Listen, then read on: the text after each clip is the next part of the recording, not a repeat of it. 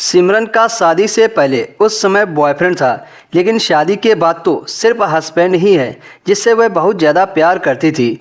लेकिन अब सिमरन के पति को ज़्यादा टाइम नहीं मिलता है। शायद यह सब हर महिला के साथ होता है कि शादी के कुछ साल तक पति अपनी पत्नियों को बहुत समय देते हैं, मगर जहां 2-3 बच्चे पैदा हो गए तो ये प्यार धीरे धीरे कम होता चला जाता है, क्योंकि मर्द के ऊपर काफ़ी सारी जिम्मेदारी आ जाती है। सिमरन के साथ भी ऐसा ही हो रहा था। सिमरन के परिवार में सिर्फ उसकी जेठानी और जेठ हैं और वो अलग रहते हैं, इसलिए सिमरन बिना किसी रोक टोक के रहती है।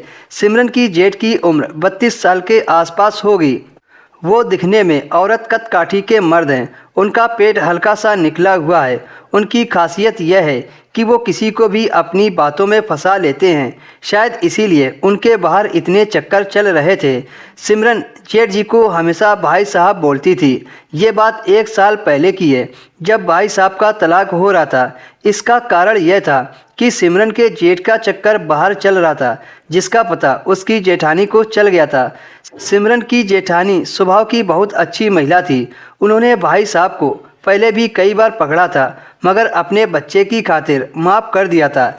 लेकिन जब जेठ जी अपनी हरकतों से बाज नहीं आए तो सिमरन की जेठानी ने अपने पति से तलाक ले लिया।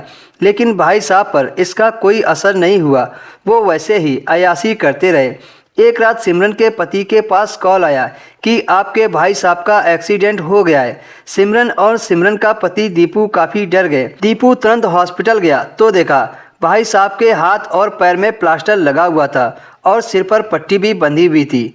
2 दिन के बाद भाई साहब को होश आया।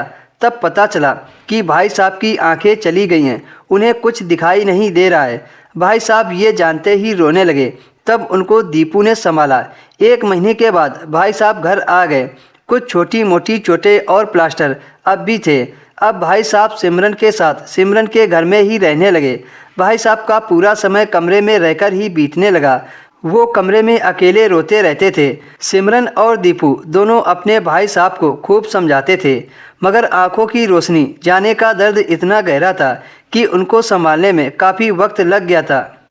कुछ दिनों के बाद भाई साहब ने ईश्वर की मर्जी मानकर खुद को समझा लिया। भाई साहब के एक्सीडेंट का असर दीपू की लाइफ पर पड़ा था, जिसका कारण ये था कि अब दीपू को अपने भाई के हिस्से का काम भी करना पड़ता था। सिमरन और दीपू को एक दूसरे के लिए जरा भी वक्त नहीं मिल पाता था। भाई साहब के ऊपर सिमरन की नज़र पड़ी जब एक दिन वह अपने जेठ के कपड़े धो रही थी। थोड़ी देर बाद सिमरन कपड़े धोकर उठी और भाई साहब के कमरे में गई। वहां पर सिमरन बेड पर चादर बदल रही थी तो सिमरन ने चादर पर दाग देखे। वह समझ गई कि उसके भाई साहब हाथ गाड़ी चला रहे हैं। तभी एक दिन सिमरन ने अपने जेठ को दोस्तों इसके आगे की कहानी और भी ज़्यादा इंटरेस्टिंग है, तो आपको नेक्स्ट पार्ट इसका अगले वीडियो में मिलेगा।